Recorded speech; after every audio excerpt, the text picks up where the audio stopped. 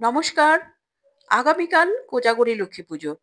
তো এই কোজাগরী লক্ষ্মী পুজোর তোমাদের প্রত্যেককে শুভেচ্ছা। এই কোজাগরী লক্ষ্মী পুজোর কিছু কমন উপকরণ আছে যেগুলো মাকে ভোগ হিসাবে নিবেদন করা হয়। যেমন খইয়ের মুড়কি, খইয়ের উপরা, মুড়ির মোয়া, তিলের নাড়ু, নারকোল নাড়ু এরকম ইত্যাদি। তো সেই রকমই ৩ টে রেসিপি নিয়ে তোমাদের সামনে হাজির। দেখো, আমি তোমাদের সঙ্গে শেয়ার করতে চলেছি খইয়ের উপরা, খইয়ের মুড়কি এবং মুড়ির মোয়া।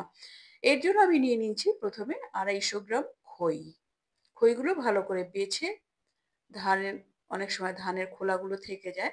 তো সেগুলো বাদ দিয়ে ফেলে কালো, কালো খই থাকে সেগুলো বাদ দিয়ে ফেলে আমি নিয়ে নিয়েছি ২৫০ গ্রাম খই।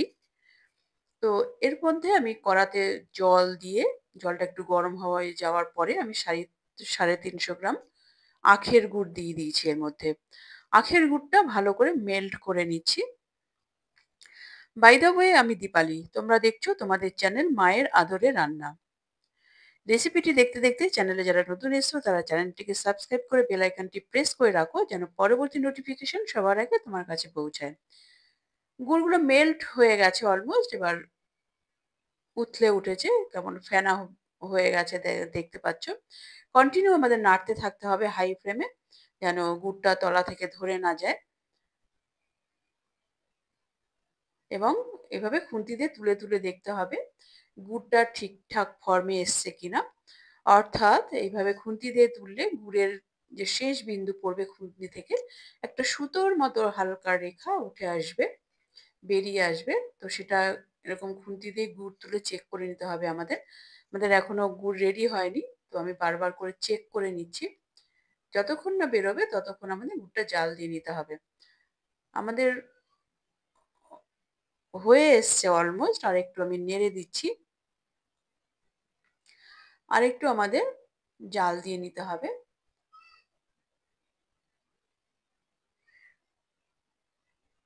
এই দেখো আমাদের হয়ে গেছে, এবারে সুতোর মতো বেরোচ্ছে। এটাকে বলে গুড়ের আঁশ ওঠা।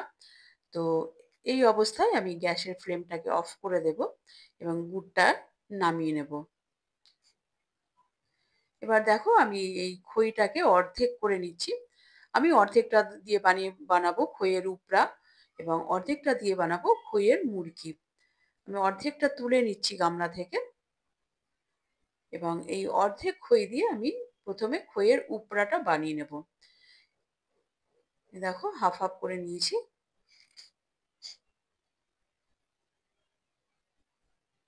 এই খইয়ের মধ্যে এবারে আমি গুড়টা যে আমি গরম করে রেখেছি সেখান থেকে অল্প অল্প করে গুড় দিয়ে দিচ্ছি খইয়ের মধ্যে এবং অল্প অল্প দেওয়ার পরে আমাদের এইভাবে নেড়ে নিতে হবে। খইয়ের উপরা এবং খইয়ের মুড়কির মধ্যে পার্থক্য হচ্ছে খইয়ের উপরার মধ্যে গুড়ের ভাগটা কম থাকবে, খইয়ের ভাগ বেশি থাকবে। এবং মুড়কির ক্ষেত্রে গুড় গুড়ের ভাগটা বেশি থাকবে। তো দেখো আমরা মিশিয়ে দিচ্ছি। এবার আমি আরেকটু মিশিয়ে দিচ্ছি গুড় এখানে। আমার মনে হলো একটু কম কম হয়ে গেছে, তো তার জন্য আরেকটু আমি দিয়ে দিলাম গুড় খইয়ের মধ্যে এবং ভালো করে মিশিয়ে নিচ্ছি। তোমরা রেসিপিটি অবশ্যই ট্রাই করবে, ট্রাই করে আমাকে কমেন্ট করে জানাবে। আরেকটু আমি গুড় দিয়ে দিচ্ছি এর মধ্যে এবং ভালো করে খইয়ের সঙ্গে মিশিয়ে দেব। দেখছো এখানে আমাদের উপরার মধ্যে খইয়ের সাদা অংশটা কিন্তু বেশ দেখা যাচ্ছে, কারণ এখানে গুড়ের ভাগটা কম আছে। আমাদের খুন্তি দিয়ে মেশানো হয়ে গেছে।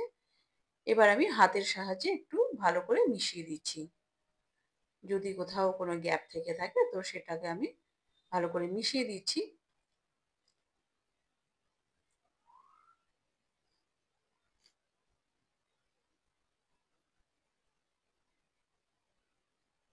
আমাদের খইয়ের উপরা রেডি। এটাকে এবার আমি ঠান্ডা করে নেব। এদিকে গুড়টা খানিকটা ঠান্ডা হয়ে গেছে, সেই জন্য আমি গ্যাসে বসিয়ে দিয়ে আরেকটু মেল্ট করে নিচ্ছি। প্রথমে হাই ফ্লেমে ৩০ সেকেন্ড মতো আমি হাই ফ্লেমে রেখে তারপরে গ্যাসের ফ্লেমটা লো করে দিয়েছি। এবারে এই গুড়ের মধ্যে আমি যে অর্ধেকটা খই তুলে রেখেছিলাম তো সেটাই অল্প অল্প করে ঢেলে ঢেলে আমি মিশিয়ে নেব খই গুড়ের সঙ্গে। এভাবে অল্প অল্প করে ঢালতে হবে এবং অল্প অল্প করে মেশাতে থাকতে হবে।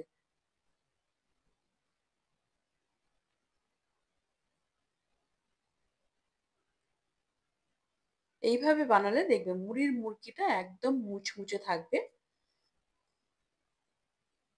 দোকানে যে আমরা মুরকি কিনে খাই তো সেগুলো একদম নরম, কেমন স্যাঁতসেঁতে থাকে। তো এভাবে যদি আমরা ঘরেই বানিয়ে ফেলতে পারি তাহলে মুচমুচে মুরকি আমরা কিন্তু সহজেই বানিয়ে ফেলতে পারবো।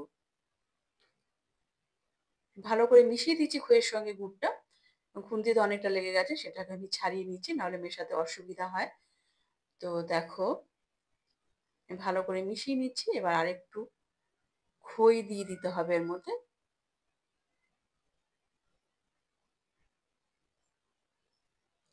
আমার মনে হচ্ছে আর খই দরকার নেই। কারণ গুড়টা মোটামুটি লেগেই গেছে যেটুকু আমি খই দিয়েছি তার মধ্যে। আমাদের কিন্তু ২৫০ খই পুরোটা লাগলো না। ধরো ২০০ র থেকেও একটু কম লেগেছে। ১৭৫ গ্রাম মতো খই আমাদের লেগেছে উপরা এবং মুরগিতে। ৩৫০ গ্রাম গুড়ের জন্য। তো মেজারমেন্টটা ওই হাফ, হাফ ধরতে পারো। যে খই লেগেছে ১৭৫ গ্রাম এবং গুড় লেগেছে ৩৫০ গ্রাম। আমাদের খইয়ের মুরগি রেডি। এবার আমি এটাকে থালার মধ্যে সাজিয়ে দিচ্ছি।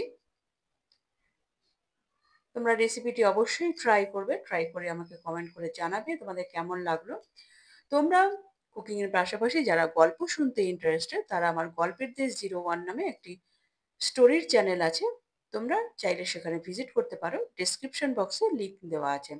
আমাদের খইয়ের মুরগির রেডি এবং খইয়ের উপরাটাও এবার আমি থালার মধ্যে সাজিয়ে দিচ্ছি মায়ের ভোগের জন্য।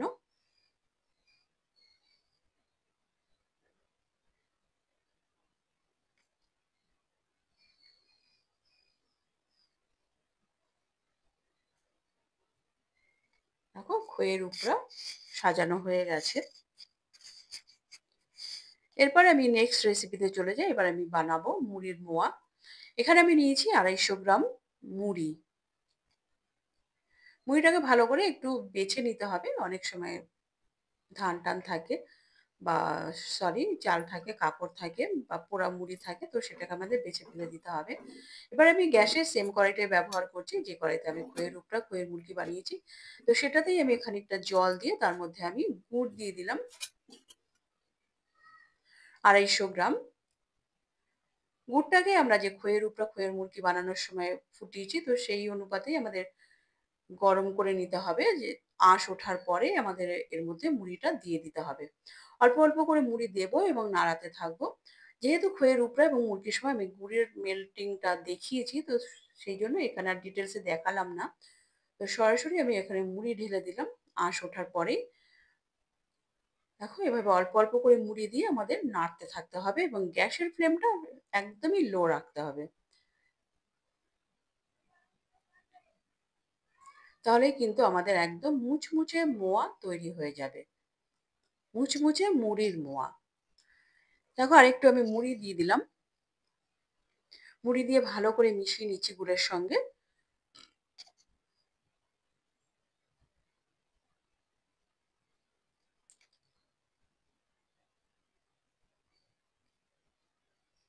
তোমাদের যদি রেসিপিটি ভালো লাগে বা কোনো উপকারে আসে তাহলে কিন্তু আমার ভীষণ ভালো লাগবে।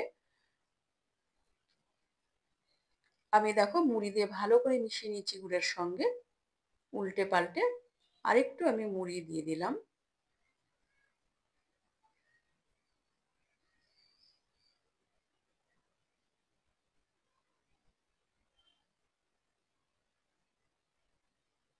এবং উল্টে পাল্টে ভালো করে মিশিয়ে দিচ্ছি। আমাদের মেশানো হয়ে গেছে। এবার আমি একটা থালার মধ্যে অল্প কিছুটা মুড়ি আমি এর মধ্যে দিয়ে এবার মোয়া করে নেবো। হালকা করে ছড়িয়ে দিচ্ছি। হালকা গরম থাকতে, থাকতেই আমাদের কিন্তু মুড়ির মোয়াটা বানিয়ে নিতে হবে। হাতে সামান্য আমি তেল মাখিয়ে নিলাম। এইভাবে অল্প, অল্প করে তুলে হালকা গরম অবস্থাতেই আমাদের মোয়াটা তৈরি করে নিতে হবে হাত দিয়ে চেপে, চেপে। আরেকটা অদৃশ্য হাতও আমাকে এসে হেল্প করছে আমার হাসব্যান্ডের। হাসব্যান্ডকে ডেকে নিলাম। কারণ এগুলো একটু গরম থাকা অবস্থাতেই করে নিতে হয়। তো উনি সবসময় এইভাবে সাহায্য করে থাকেন আমাকে পেছন থেকে। তো তার জন্য তাকে অসংখ্য ধন্যবাদ। তো একটা মোয়া অলরেডি হয়ে গেছে। এবার আমি বাকিটা বানিয়ে নিচ্ছি।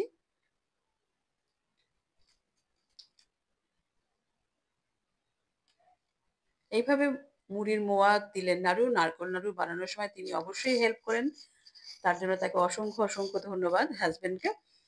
এভাবে তোমাদের যদি কোনো সহযোগী থাকে আশেপাশে মুড়ি মোয়া বা নাড়ু করার সময় তোমরা তাদের হেল্প নিতেই পারো আমার মতনই। তো দেখো আমি এক এক করে এবারে সব বানিয়ে নিয়েছি মুড়ির মোয়া। মুড়ির মোয়া কিন্তু ভীষণই মুচমুচে হয়েছে। আমি বানানোর সময় বলে দিচ্ছি। এখন আমার ভোগ নিবেদন করা হয়নি। আগামীকাল ভোগ নিবেদন করব। পরবর্তী এপিসোডে আবার দেখা হবে। ততক্ষণের জন্য সবাই সুস্থ থেকো, ভালো থেকো। নমস্কার।